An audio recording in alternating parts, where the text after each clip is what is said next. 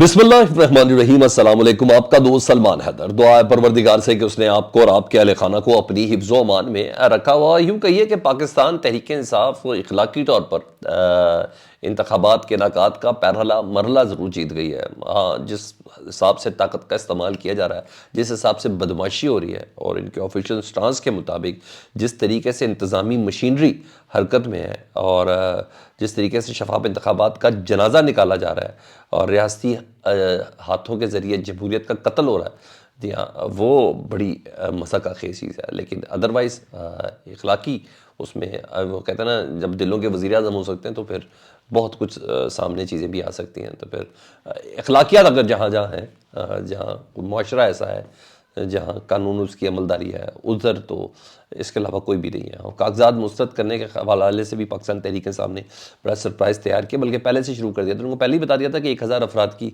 जो कागजात नामजदगी हैं या वो इलेक्शन के लिए नाअहल होंगे।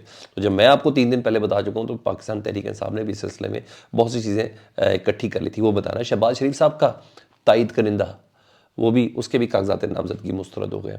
बड़ी इंटरेस्टिंग डिटेल्स हैं और बड़ी गौर से सुनने वाला ये व्लॉग है। इसमें कुछ इन्फॉर्मेशन बहुत हैरान कुन है, जो आप तक पहुंचना आपका हक है, वो मैं आपके साथ कर लेता हूँ। सबसे पहले जी, अख्तर मेंगल साहब के कागजात नामजदगी मुस्तरद हुए ना। इसकी वजह है कि बलूचिस्तान के जितने भी लोग थे ना, जितने भी लोग हैं, वो सब ना जरदारी साहब के साथ चले गए और बाकायदा इशारे पे गए, इसमें किसी को दो राय नहीं है। और कुछ नून लीग की तरफ चले गए, वो भी बाकायदा इशारे के ऊपर कि भाई आपको उधर जाना है। तो ये एक बैलेंस एक्ट चल रहा था। अब अख्तर मेंगल साहब की सियासत जो ज़्यादातर है ना, वो नून लीग और पीपल्स पार्टी के साथ गुजरी है। इनकी हुकूमतों में इनके इत्तेहादी वगैरह रहे हैं जी। और इस बार वो इनके साथ मिले नहीं, बल्कि पूरी पीडीएम पर वो तनकीद कर रहे हैं। ठीक है, यहाँ तक उन्होंने कह दिया कि इमरान खान की तायद करते हुए भी नज़र आ रहे हैं। उन्होंने यहाँ तक आके गलती की जो तहरीक दम-ए-एतमाद में हमने इसका साथ दिया। तो इस सारे सिनेरियो में इतनी बात तो समझ आ रही कि अख्तर मेंगल साहब ना टफ़ टाइम दे रहे, और आने वाले दिनों में अख्तर मेंगल साहब ने टफ़ टाइम देना है।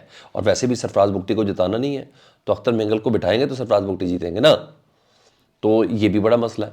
तो अब अख्तर मेंगल के कागजात मुस्तरद कर दिए गए हैं, और ये वही अख्तर मेंगल है जिनके एक सिंगल वोट से शहबाज शरीफ साहब वज़ीर आज़म बने थे।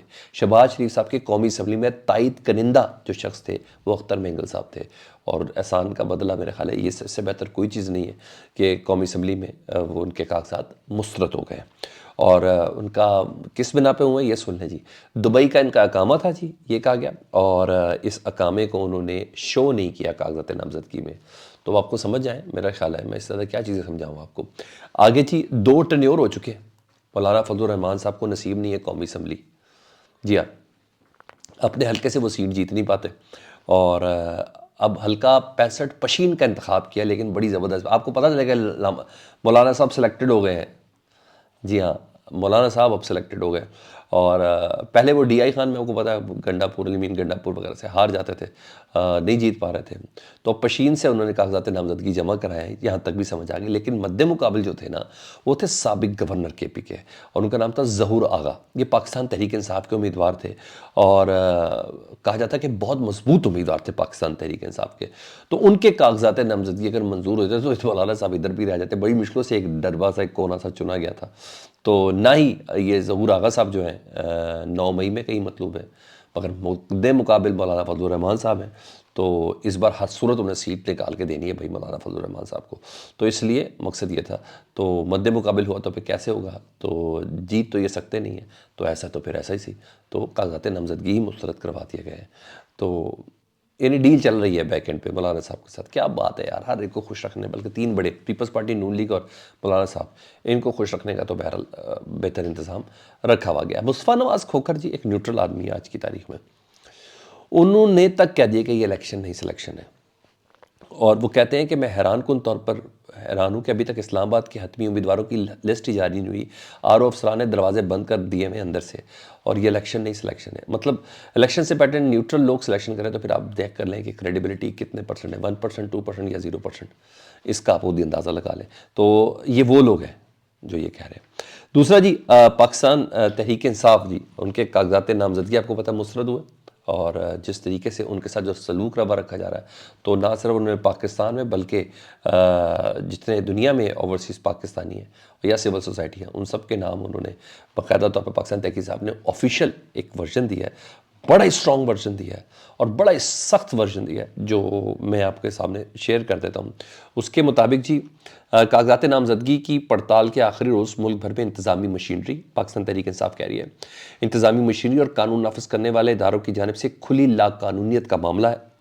پاکستان تحریک انصاف کی جانب سے ریاستی مشینری کی جانب سے انتخابی عمل میں بدترین مداخلت، کھلی ریاستی دہشت گردی کی شدید مذمت ہے۔ یعنی جس طریقے سے میں روکا جا رہا ہے، ریاستی دہشت گردی ہے جی۔ ملک میں انتخابات کے انعقاد کے پہلے مرحلے میں ہی صاف شفاف انتخابات کا جنازہ نکال دیا گیا ہے، اور دنیا پاکستان میں ریاستی مشینری کے ہاتھوں جمہوریت کے قتل عام کا نظارہ کر رہی ہے۔ ظلم، بربریت، وحشت، اختیارات کے سنیں جی، ظلم، بربریت، وحشت، اختیارات کے ناجائز استعمال اور دھاندلی کا کوئی ایسا حربہ باقی نہیں ہے جسے اب تک تحریک انصاف کے خلاف استعمال نہ کیا گیا ہو۔ سپریم کورٹ کے حکم پر مجبوراً انتخابات کی تاریخ مقرر کرنے والا الیکشن کمیشن بے حیائی اور بے شرمی کا لبادہ اوڑھے سو رہا ہے۔ میں ایگری ہوں اس بات سے جی۔ کاغذات نامزدگی داخل کرنے کا موقع آیا تو پورے ملک میں ریاستی مشینری طوفان بدتمیزی برپا کرنے نکل کھڑی ہوئی۔ ایسا ہی ہم نے دیکھا، صرف پاکستان تحریک انصاف کے ہی کاغذات نامزدگی مسترد ہوتے ہوئے نظر آئے ہیں۔ ہراساں کرنے، ڈرانے، غیر قانونی طور پر اٹھا لیے جانے سمیت جبر کا ہر ہتھ کنڈا استعمال کر کے تحریک انصاف کے امیدواروں کو کاغذات نامزدگی داخل کرنے سے روکنے کی ریاستی کوشش کی گئی۔ کاغذات نامزدگی کی پڑتال کا مرحلہ آیا تو بدماشی، غنڈہ گردی اور طاقت کے اندھے استعمال میں شدت لائی گئی۔ کاغذات نامزدگی کی پڑتال کے آخری روز آر او افسران کے دفاتر پر خفیہ شرانگیزوں کا راج تھا۔ سوشل میڈیا ان خفیہ ریاستی ہرکاروں کی شرمناک وارداتوں کے مناظر سے بھرا ہوا دکھائی دے رہا ہے۔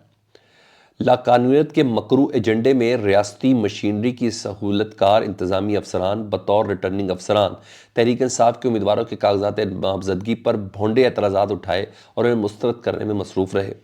الیکشن کمیشن اپنے اپنے فرائض کو جوتے کی نوک پر رکھتے ہوئے پوری ڈھٹائی اور بے شرمی سے انتخابات لوٹنے کی شرمناک ریاستی کوششوں کا ہر اول دستہ بن چکا ہے۔ یعنی پاکستان کی سب سے بڑی سیاسی جماعت کے دعوے دار یعنی پاکستان تحریک انصاف کو اس حد تک ریزرویشن ہے، اس کے بعد بھی کہیں گے کہ پاکستان کے یہ انتخابات قابل قبول ہو گئے تو ڈیفینیٹلی بڑی حیران کن بات ہے۔ آخر میں جی رؤوف حسن صاحب ہیں، سیکرٹری اطلاعات پاکستان تحریک انصاف، وہ کہتے ہیں تحریک انصاف میدان سے بالکل پسپا نہیں ہوگی۔ سپریم کورٹ دنیا میں پاکستان کی ساکھ، تشخص، دستور اور جمہوریت کے تحفظ کے لیے صورتحال کا ہنگامی نوٹس لے۔ عوام کو حق رائے دہی کے بنیادی آئینی حق سے محروم کیا جاتا ہے۔ پاکستان کی بدترین انتشار اور داخلی کشمکش کی دلدل سے دھکیلنے کی مذموم کوشش ہے جس کا تدارک اہم ہے۔ اور اس کے علاوہ کہا آزادانہ، منصفانہ اور صاف شفاف انتخابات کے علاوہ پاکستان کو بحران سے آزاد کرنے کا کوئی دوسرا راستہ نہیں ہے۔ لاقانونیت کے بڑھتے ہوئے قدم نہ روکے گئے تو خود کو محفوظ تصور کرنے والا کوئی ایوان ریاستی بدماشوں کی ماورائے آئین اور قانون دست درازی محفوظ نہیں رہے گا۔ سر میں نے کہا نا، بہت ہی اسٹرانگ قسم کا ریئیکشن آیا پاکستان تحریک انصاف جو 2 دن سے ہو رہا تھا۔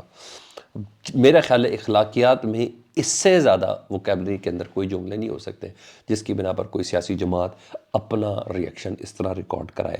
اب آپ کو بتاتا ہوں، پاکستان تحریک انصاف بھی تیار کھڑی ہے جی، اور وہ اپنی تمام اپیلیں تیار کر کے بیٹھے۔ ان کو سب کو پہلے سے پتہ تھا کس کے خلاف کس کس قسم کے اعتراضات یہ لوگ لگائیں گے جی، اور سب اندازہ تھا، ایڈوانس ہی اپیلیں تیار کر لی گئی ہیں۔ بروز پیر یہ ٹریبیونل کے سامنے فائل بھی کر دی جائیں گی۔ ادھر سے دیکھیں ریلیف کا آغاز کس طریقے سے ہوتا ہے۔ بہرحال اس ریئیکشن سے اندازہ ہو گیا کہ ہو کیا رہا ہے۔ ہمیں تو خود تھوڑا بہت اندازہ تھا، لیکن باقاعدہ پاکستان تحریک انصاف اس الیکشن کو کیسے دیکھ رہی ہے وہ آپ دیکھ لیں، یہ سسٹم کس طریقے سے کرش کرنے کے اوپر آیا ہوا۔ اپنا بہت زیادہ خیال رکھیں۔ اللہم صلی علی محمد و آل محمد۔